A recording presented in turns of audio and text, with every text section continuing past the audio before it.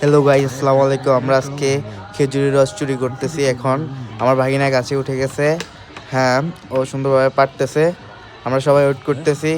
এই যে সবাই মিলে আমরা ওয়েট করতেছি।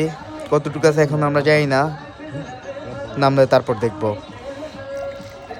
হ্যাঁ, এখন আমি ডালতেছি। খাওয়ার জন্য তাকায় আছি, একদম একবার হিংস্র মতো তাকায় আছি। তারপর আমার ছোট ভাই অনিককে দিতেছি। ও আমি বলতেছি আবার ভিডিও করার জন্য। হ্যাঁ, এখন অনেক খাবে।